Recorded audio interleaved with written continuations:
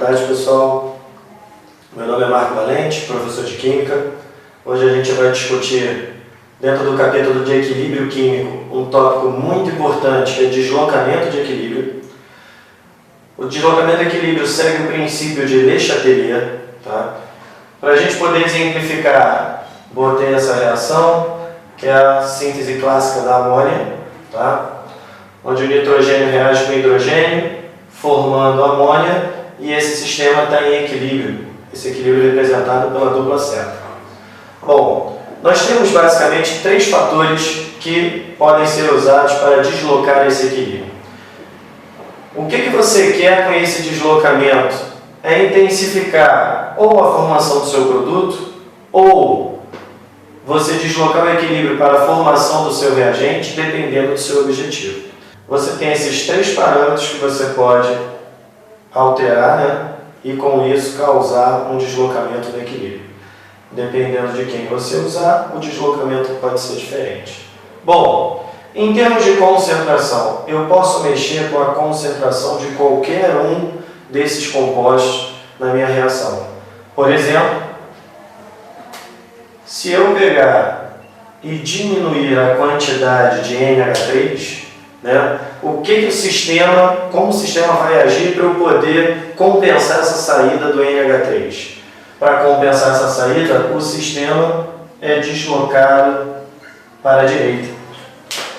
O N2 e o H2 vão tentar compensar esse NH3 que saiu, gerando mais NH3. Tá? Se você imaginar o que pode estar acontecendo caso você aumente a quantidade de NH3. Ao aumentar a quantidade de NH3, você vai ter mais produto, logo a tendência do seu equilíbrio é ir no sentido dos reagentes. Vai regenerar os seus reagentes. Certo? Se a gente for pensar, não precisamos mexer apenas no produto, podemos mexer em qualquer um dos reagentes também. Se eu altero, aumento a quantidade de H2. Ao aumentar a quantidade de H2, passo a ter mais reagente do que produto. Logo, a tendência da reação é caminhar para onde? Para a direita, para formar mais produto. Se você imaginar a situação de que você trabalha numa indústria, você vai estar sempre tendo que alimentar o seu reator com N2 e H2 para cada vez mais você produzir amônia, se esse for o seu objetivo. Bom, segundo fator, segundo parâmetro que a gente vai poder mexer, vai ser com a temperatura. Você pode aumentar a temperatura ou diminuir a temperatura. Esse aumento ou diminuição vai influenciar o equilíbrio de forma diferente. A forma que ele vai influenciar depende disso aqui, do seu ΔH. Se o ΔH da reação é negativo, você classifica a reação como sendo uma reação exotérmica. Agora, qual vai ser o sentido exotérmico, uma vez que o equilíbrio está caminhando para os dois sentidos? Né?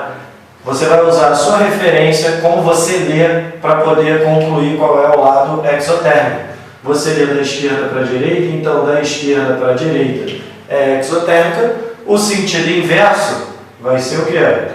Endotérmico, que é a outra forma que a gente tem que classificar, tem como classificar uma reação.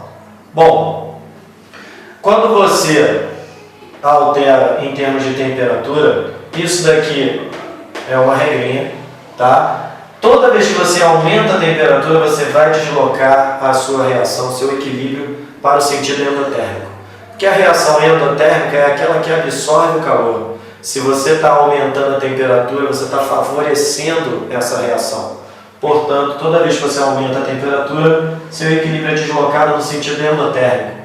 No caso da nossa reação aqui, do nosso exemplo, o sentido endotérmico é para a esquerda. Então, se eu aumento a temperatura, um aumento de temperatura vai causar um deslocamento para a esquerda. Você vai ter o NH3 se transformando em N2 e H2. Sua quantidade de NH3 vai diminuir, quantidade de N2 e de H2 vai aumentar.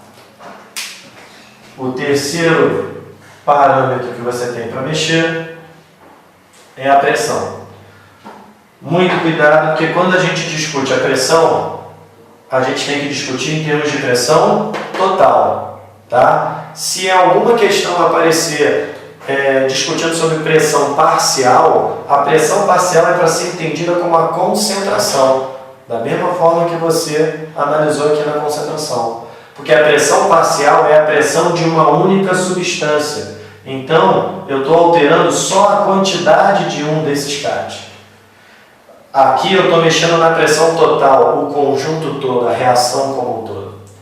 Toda vez que eu aumento essa pressão total, eu vou deslocar o meu equilíbrio no sentido em que tenha menor volume gasoso.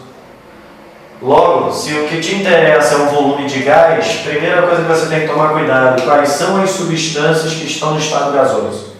No nosso exemplo, todas elas estão no estado gasoso. E qual vai ser a minha referência para ter maior ou menor volume de gás? Basta eu olhar os coeficientes estequiométricos, os coeficientes do balanceamento.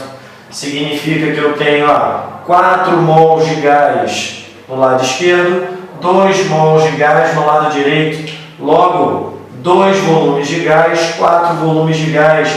Na direita, o volume de gás é menor. Se eu aumento a minha pressão, eu causo um deslocamento do equilíbrio para a direita.